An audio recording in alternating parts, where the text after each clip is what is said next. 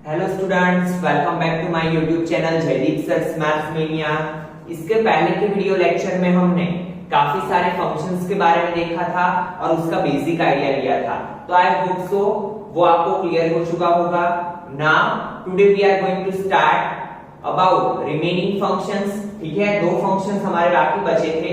एक तो आज का पहला फंक्शन है ग्रेटेस्ट इंटीजर फंक्शन GIF। ठीक है, बहुत ही सिंपल है, समझने में ध्यान देना। ग्रेटेस्ट इंटीजर फंक्शन को कैसे डिफाइन किया जाता है? f of x is equal to bracket के अंदर क्या लिखते हैं हम? x। जब भी ऐसा साइन दिखाई दे आपको, जैसे कि ऐसा साइन के अंदर कोई भी डिजिट हो, दैट मींस हम समझ जाएंगे कि ये क्या है? Greatest integer function. ठीक है, क्या कहता है ग्रेटेस्ट इंटीजर फंक्शन? तो यहाँ पे देखिए, मैंने इसकी एक डिफाइन लिखी है small. The value of the greatest integer less than और equal to x, less than और equal to x। That means क्या कि जब भी हमें यहाँ पे ग्रेटेस्ट इंटीजर फंक्शन मिला, यहाँ पे मैंने एग्जांपल्स लिखे हैं, जैसे कि मैंने 2.4 लिखा, ये ब्रैकेट देख के हम समझ जाएंगे कि ये कौन सा फंक्शन है? Greatest integer function. तो इसकी वैल्यू क्या होनी चाहिए? लेस देन और इक्वल टू x, जैसे कि ये है हमारा x। ठीक है, तो 2.4 का लेस देन क्या होगा? 2.4 किसके बीच में होता है? 2 और 3 के बीच में। तो हम इसमें इंटीजर्स ही लिखेंगे ऑलवेज, कभी भी डेसिमल या फ्रैक्शन फॉर्म में नहीं लिखेंगे। तो 2.4 से छोटा कौन सा है इंटीजर? 2। तो आंसर क्या आएगा? 2। पता चला। वैसे ही अगर यहाँ पे 3.9 होता तो 3.9 किसके बीच में लाई करता है? 3 और 4 के बीच में। हमें कौन सी वैल्यू लिखनी होती है? छोटी वाली। तो छोटा वाला इंटीजर कौन सा है? 3। Got it? अगर यहाँ पे ऐसा होता 5.7, तो 5.7 लाइज बिटवीन 5 एंड 6, तो हम क्या लिखते? 5। ठीक है, पता चला स्टूडेंट। बट अगर यहाँ पे एग्जैक्टली 5 है तो हम इसको 5 ही रखेंगे, क्योंकि यहाँ पे क्या बोला है? लेस देन और इक्वल टू x। अगर पहले से ही इंटीजर दिया हुआ है तो हम उसे एज इट इज रखेंगे। ठीक है, वैसे ही अगर कोई माइनस का डिजिट हो, जैसे कि मैंने यहाँ पे लिया है -3.7, तो -3.7 लाइज बिटवीन -3 एंड -4। ठीक है, यहाँ पे होगा -3.7। तो आपको पता है कि माइनस में क्या होता है? बड़ा वाला डिजिट छोटा होता है, छोटा वाला डिजिट बड़ा होता है। दैट मींस -3.7 में क्या आएगा आंसर? -4। और एक सिंपल सी चीज याद रखनी है, आपको जो डिजिट दिया है उसको नंबर लाइन पे रिप्रेजेंट करो। जैसे कि -3.7 की बात की, तो वो इट लाइज बिटवीन -3 एंड -4। तो हम हमेशा क्या लिखेंगे? लेफ्ट वाला इंटीजर। पता चला? जैसे कि 2 क्या था? 4, तो 2.4 लाइज बिटवीन 2 एंड 3, तो हम क्या लिखेंगे? 2। तो लेफ्ट वाला इंटीजर लिखेंगे। तो आई होप सो कि आपको क्लियर हो चुका होगा कि ग्रेटेस्ट इंटीजर फंक्शन क्या है। ठीक है, नाउ उसकी डोमेन और रेंज की बात करते हैं। तो डोमेन में तो हम कोई भी रियल नंबर लिख सकते हैं। तो डोमेन क्या होगा? यहाँ पे x बिलोंग्स टू r, कोई भी हम रियल नंबर ले सकते हैं, तो x बिलोंग्स टू r। और हमें रेंज में क्या मिलेगा? Always integer. कुछ भी आप डोमेन में डालो, हमारा आंसर क्या आता है? इंटीजर। ठीक है, तो रेंज क्या होगी? इंटीजर्स। नाउ उसके ग्राफ की बात करते हैं। तो देखिए, बहुत ही इंटरेस्टिंग ग्राफ है इसका।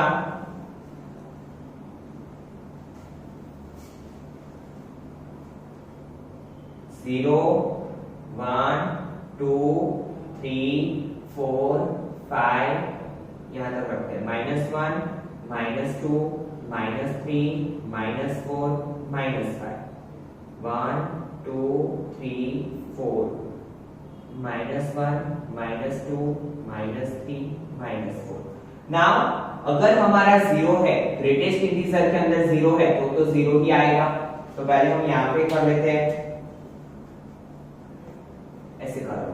ठीक है, अभी यहाँ पे अगर 0.1 है तो क्या आएगा? 0.1 लाइज बिटवीन 0 एंड 1, तो हमारा आंसर क्या आएगा? लेफ्ट वाला इंटीजर 0। 0.7 ले लो तो भी क्या आएगा? 0। 0.9 ले लो तो भी क्या आएगा? 0।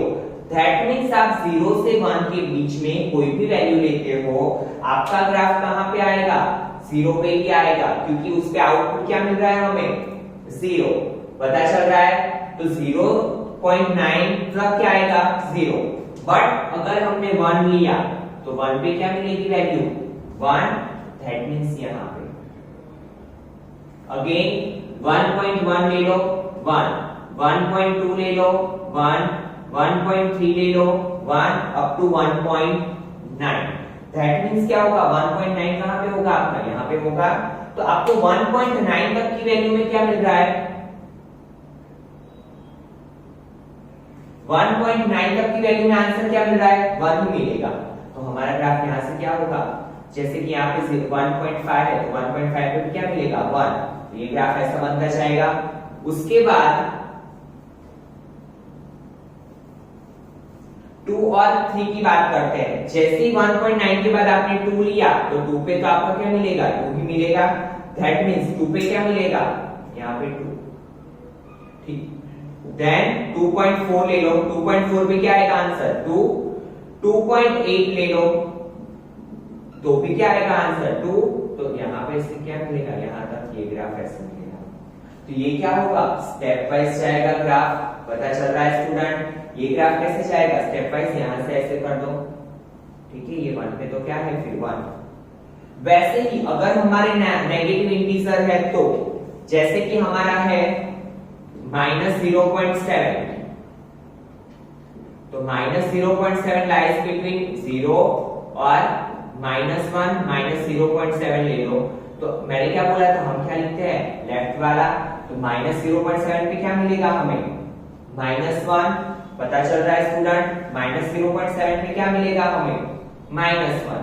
-0.9 पे भी क्या मिलेगा -1। पता चल रहा है ठीक है।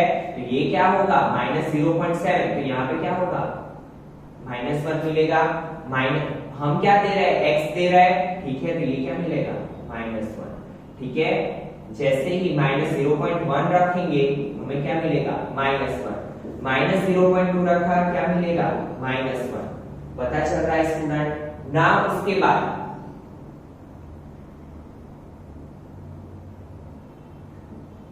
वन से 2 की बात करते हैं। तो -1.1 रखा आपने नंबर लाइन पे, -1 इस साइड -2 इस साइड, -1.1 रखा तो आपका इंटीजर क्या आएगा लेफ्ट वाला, that means -2।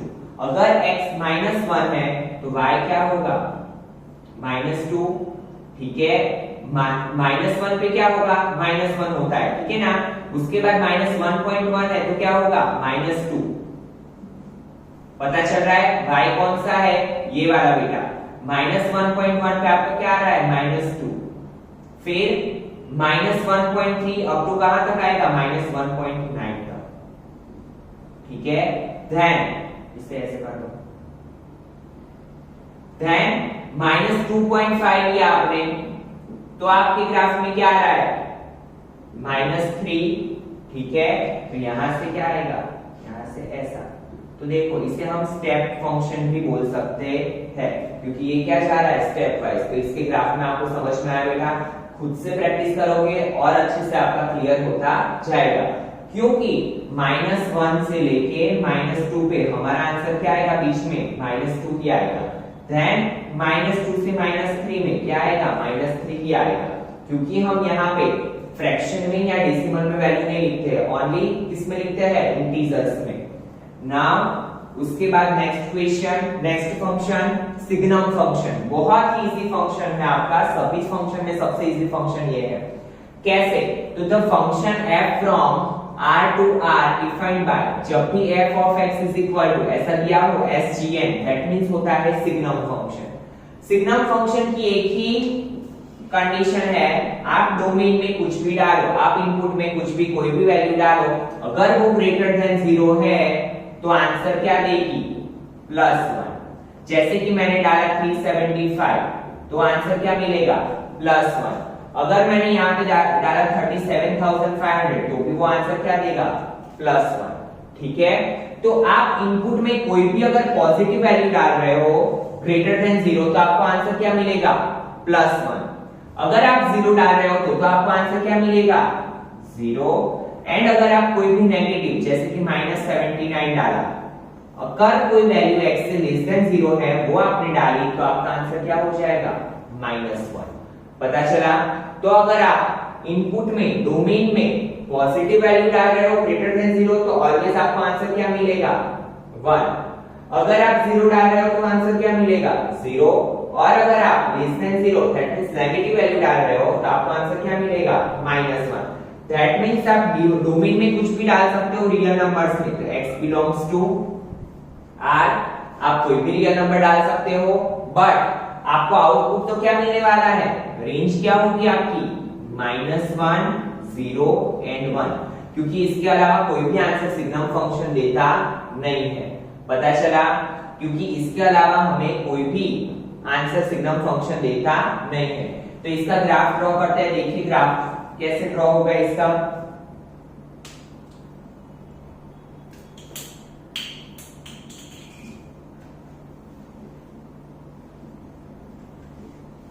One two three four five, -1 -2 -3 -4, 1 2 3 4, -1 -2 -3 -4।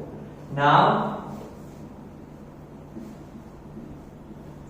x y, ठीक है।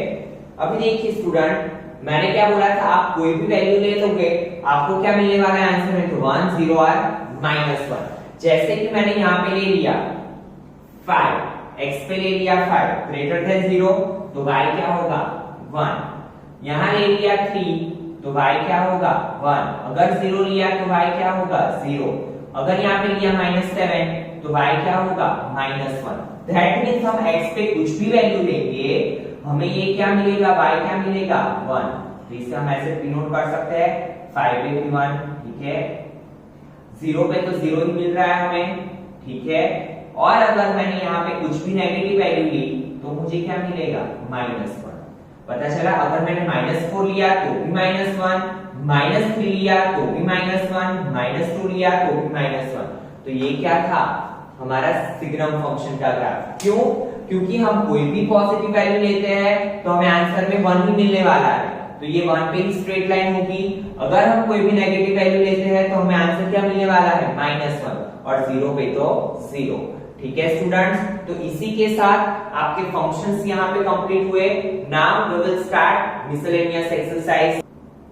Now see student, your first question is the relation f is defined by function of x is equal to x square, 0 less than or equal to x less than or equal to 3, 3x 3 less than or equal to x less than or equal to 10, and relation g of x। यहाँ पे दो हमें अलग अलग functions दिए हैं, एक को नाम दिया है f of x, दूसरे को दिया है g of x। Show that f is a function and g is not a function। हमें क्या दिखाना है कि f फंक्शन है, g फंक्शन नहीं है। तो सबसे पहले हमें पता चल गया कि यहाँ पे बात किसकी हो रही है, फंक्शन की। तो हम कैसे दिखा सकते हैं फंक्शन है कि नहीं। तो याद करो फंक्शन वाला टॉपिक, फंक्शन में हमने पढ़ा था कि फंक्शन की एक ही कंडीशन है कि हर एक इनपुट पे क्या होना चाहिए, एक ही आउटपुट मिलना चाहिए। जैसे कि यहाँ पे मैं एरो डायग्राम में बना रहा हूँ 1 2 3 और यहाँ पे बना रहा हूँ 4 5 6। जैसे कि 1 पे मिल रहा है मुझे 4, 2 पे मिल रहा है 5 और 3 पे मिल रहा है 6, तो ये फंक्शन होगा। बट अगर 1 पे मुझे 4 और 5 दो वैल्यूज मिल रही है, दैट मींस एक इनपुट पे मुझे दो आउटपुट मिल रहा है, तो ये फंक्शन नहीं है। तो हम यही कंडीशन का यहाँ पे यूज करेंगे। कैसे? देखो यहाँ पे फंक्शन f of x दो तरह की वैल्यू दी है। अगर वैल्यू x की 0 से 3 के बीच में है तो क्या लेना है हमें x स्क्वायर, और अगर वैल्यू 3 से 10 के बीच में है तो क्या लेना है हमें 3x। बट देखिए दोनों में एक वैल्यू है कॉमन 3 और 3, तो हम किसके लिए चेक करेंगे, 3 के लिए चेक करेंगे। x की वैल्यू हम क्या लेंगे 3, और अगर दोनों जगह पे 3 वैल्यू रखने से हमें सेम आंसर मिल रहा है, दैट मींस अगर मुझे 1 पे 4 और दूसरी बार भी 1 पे 4, दैट मींस 1 का एक ही रिलेशन है 4 के साथ, दूसरे के साथ नहीं है। अगर हमें एक ही वैल्यू मिल रही है आउटपुट में तो ये फंक्शन है। ठीक है, तो अभी हम यहाँ पे चेक करते हैं फॉर f ऑफ 3। क्यों? क्योंकि दोनों में यही एक बेसिक ऐसा है कि जो दोनों में कॉमन है। तो पहले f ऑफ 3 लेके इसके बारे में चेक करते हैं। तो x square is equal to 3 का स्क्वायर, तो क्या मिला 9। हमने वैल्यू 3 रखी तो हमें आंसर क्या मिल रहा है 9 पहले फंक्शन में। और यहाँ पे क्या दिया हुआ है 3x। Now for f of x is equal to 3x, again value 3 low, f of 3 तो 3 into 3 क्या मिला 9।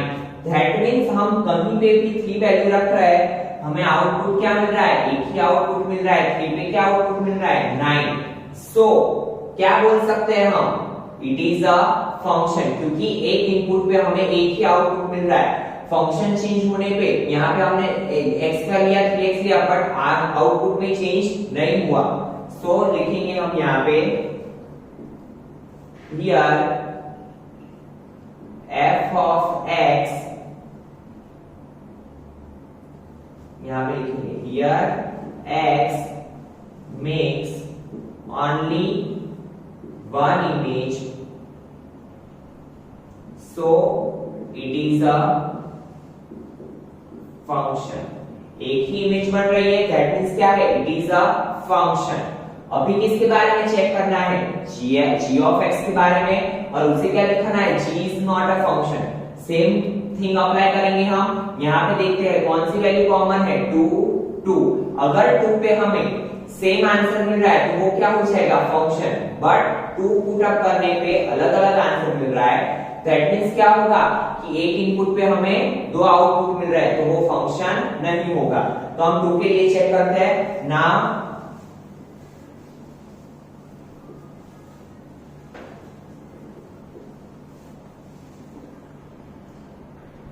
फॉर g ऑफ 2, तो पहले क्या लेंगे, g of 2 is equal to x square, तो x स्क्वायर की जगह पे 2 का स्क्वायर 4, इक्वेशन 1। नाउ इसमें वैल्यू रखेंगे g of 2 is equal to 3x, तो 3x की जगह पे क्या रखेंगे हम 2, 3 2 6, give equation number 2।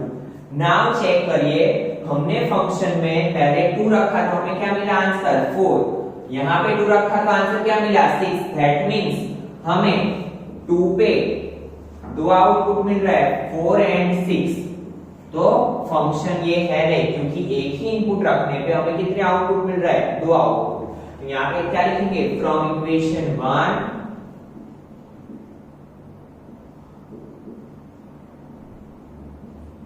and 2 we can say that x has more than one image in y, so it is not a function। ठीक है, हमने सिर्फ क्या किया, जो फंक्शन था उसकी कंडीशन को याद किया कि फंक्शन की कंडीशन वो थी कि एक इनपुट पे हमें एक ही आउटपुट मिलना चाहिए। तो पहले में हमने 3 रखा तो दोनों जगह पे हमें क्या मिला, same output 9 and 9। That means it is a function. But क्या किया हमने, सेकंड टाइम पे जब 2 को पुट अप किया, दोनों में क्या कॉमन था 2, और हमने देखा तो दोनों जगह आउटपुट क्या मिल रहा है, एक ही इनपुट पे 2 अलग अलग आउटपुट मिल रहा है। That means it is not a function. Now see second number question, if f of x is equal to x square, find f of 1.1 minus f of 1, 1.1 minus 1। बहुत ही सिंपल क्वेश्चन है, ठीक है।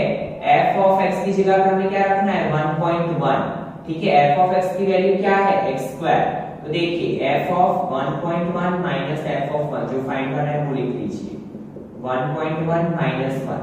अभी देखिए x की जगह पे क्या है x स्क्वायर, तो हम क्या लिखेंगे 1.1 का square minus f of 1, x की जगह पे क्या है 1, तो 1 का स्क्वायर। हमने हमारे फंक्शन में वैल्यू रख दी नीचे, तो 1.1 माइनस 1, 1.1 का स्क्वायर मींस 1.1 को क्या लिख सकते हैं 11, तो 11 का स्क्वायर क्या होता है 121, 1.1 1.1, तो कितने पॉइंट, इसका एक पॉइंट, इसका एक पॉइंट, कितने पॉइंट कटेंगे, पीछे से 2 पॉइंट तो 1.21 माइनस 1 का स्क्वायर तो आपको पता ही है 1 होता है, 1.1 माइनस 1 0.1। नाउ डू सब्ट्रैक्शन, तो 1.21 माइनस 1 क्या होगा 0.21, नीचे है 0.1। अगर ये पॉइंट निकाल दिया तो 21/100, 1 का पॉइंट निकाला तो क्या होगा 1 डिवाइड बाई 10, डिनोमिनेटर का डिनोमिनेटर न्यूमरेटर में है तो ऊपर क्या हो जाएगा 10, 0 0, तो आंसर क्या आया 2.1। पता चला वैल्यू क्या मिली हमें 2.1, एकदम सिंपल था। Now see question number 3। Now see student question number 3, find the domain of the following function. Again क्या है वर्ड डोमेन, डोमेन मींस आप इनपुट क्या दे सकते हो। सबसे पहले हम देखेंगे कि ये फंक्शन कौन सा है, हम अलग-अलग फंक्शन पढ़ चुके हैं। तो जब भी p/q फॉर्म में हो तो वो फंक्शन को क्या बोलते हैं हम रेशनल फंक्शन, ठीक है। अभी रेशनल फंक्शन में हम इंटीजर तो कोई भी डाल सकते हैं, रियल नंबर कोई भी डाल सकते हैं, बट रेशनल नंबर की एक कंडीशन होती है कि q कभी 0 नहीं होना चाहिए। अगर नीचे 0 हो गया तो वो क्या हो जाएगा इनवैलिड, क्योंकि हम कोई भी डिजिट को 0 से डिवाइड नहीं कर सकते। तो हमारी एक ही कंडीशन है डोमेन के लिए कि हम कोई भी इंटीजर कोई भी रियल नंबर डाल सकते हैं, बट सिर्फ ये क्या नहीं होना चाहिए 0 नहीं होना चाहिए, q 0 नहीं होना चाहिए, उसके अलावा कोई भी वैल्यू डाल सकते हैं। तो हमें चेक करना पड़ेगा कैसे कि x² - 8x + 12 0 ना हो। तो हम उसके लिए क्या चेक करेंगे कि ये कब 0 होता है। तो इसको ले लो x² - 8x + 12 = 0। नाउ आपको पता है 3 टर्म का पॉलिनोमियल, इसे सॉल्व कैसे करते हैं। तो x² 12 1 जा 12 के कैसे फैक्टर निकालेंगे हम कि मल्टीप्लिकेशन क्या हो 12, एडिशन और सब्ट्रैक्शन क्या हो 8, तो 6 2 जा 12, 6 + 2 8। तो दो फैक्टर कौन से मिले 6x 2x + 12 = 0। ये साइन हम किसे देते हैं बिगर डिजिट को, तो यहां पे क्या करना पड़ेगा minus. Now x is common तो x - 6 -2 कॉमन x - 6 = 0।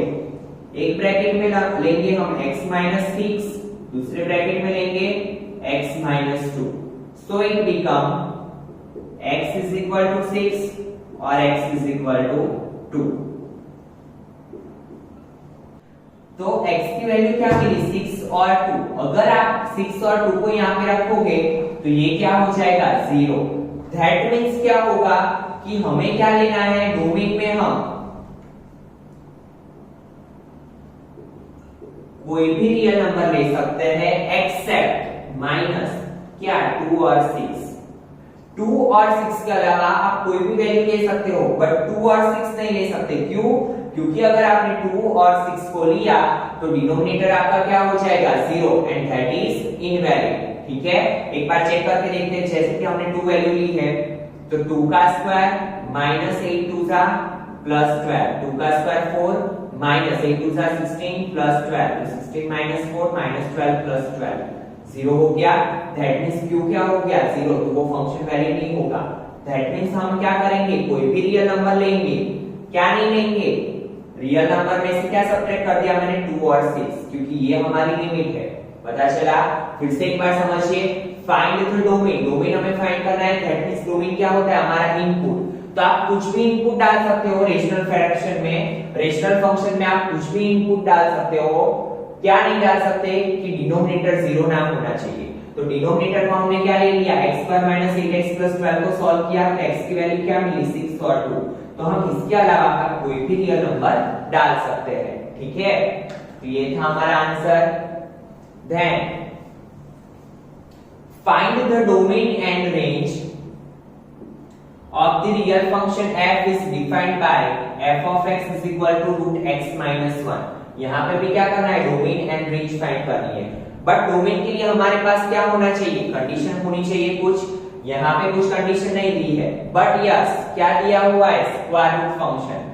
और इसके पहले हम देख चुके हैं कि स्क्वायर रूट की एक कंडीशन होती है कि स्क्वायर रूट कभी भी नेगेटिव नहीं होता है। तो ये हमें क्या कंडीशन मिल गई, तो हम क्या लेंगे, root x minus 1 greater than और इक्वल टू 0।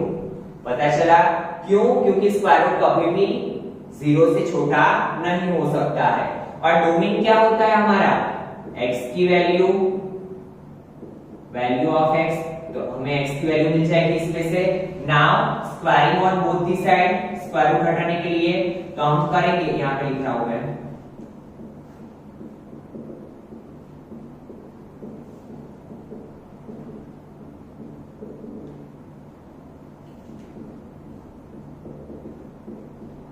स्क्वायर रूट का 0 का स्क्वायर तो 0 ही होगा, तो वैल्यू क्या मिली, x माइनस 1 ग्रेटर देन 0।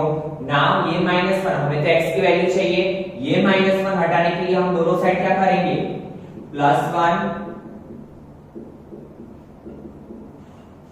तो x ग्रेटर देन और इक्वल टू 1। ठीक है, तो डोमेन क्या मिला हमें, डोमेन लिख लो यहां पे,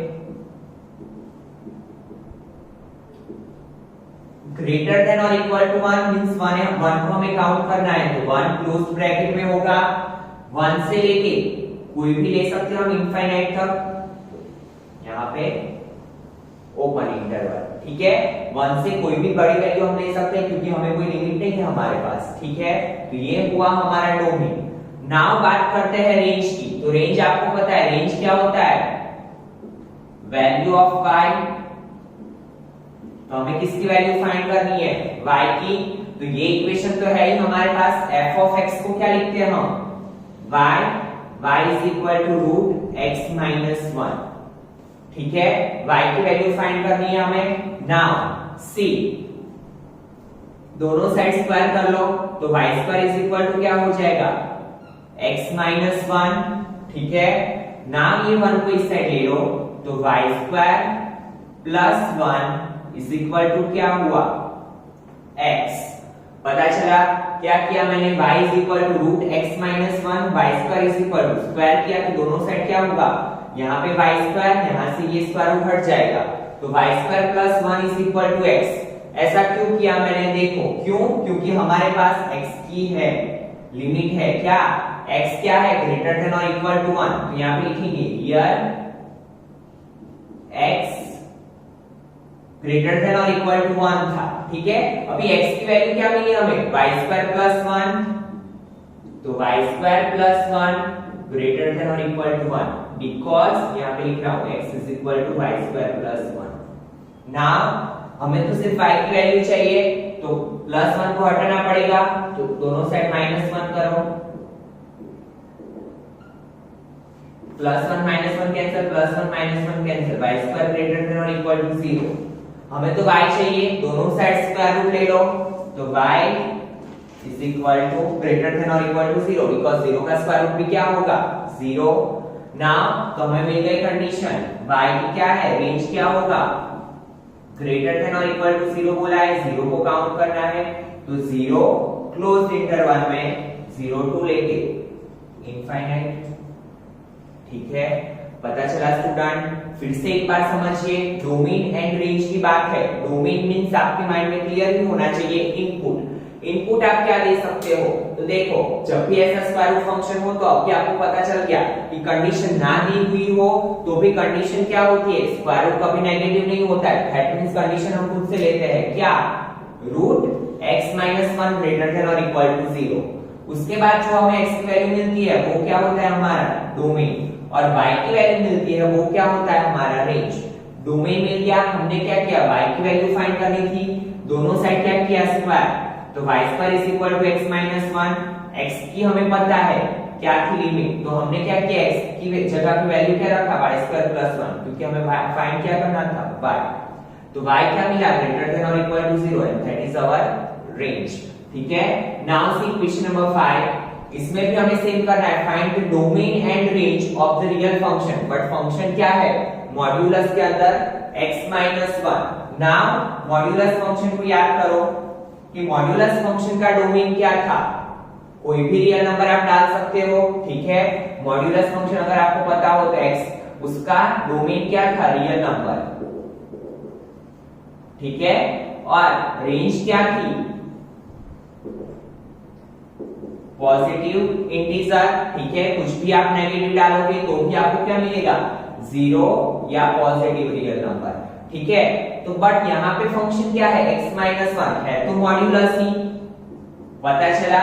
तो डोमेन क्या होगा, डोमेन क्या होगा, मॉड्यूलस के अंदर आप कुछ भी रियल नंबर डाल सकते हो। तो डोमेन रियल नंबर होगा आपका। और रेंज, रेंज क्या होगी आपकी, जो हमें आउटपुट मिलता है वो।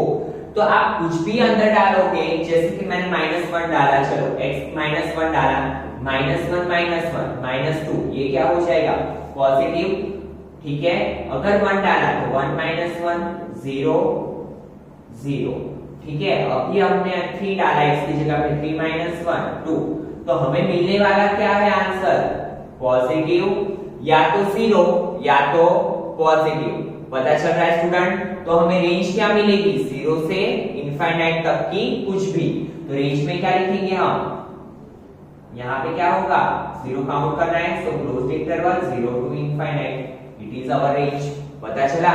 क्योंकि आप कुछ भी वैल्यू डालोगे आपको मिलने वाला क्या है, मॉड्यूलस फंक्शन है, तो आंसर क्या मिलेगा, पॉजिटिव अप टू इनफाइनाइट, ठीक है, और 0, ठीक है। तो इसी के साथ आज के वीडियो लेक्चर में हम यहाँ तक रखते हैं। नेक्स्ट वीडियो लेक्चर में हम बाकी की क्वेश्चंस देखेंगे। Thank you students.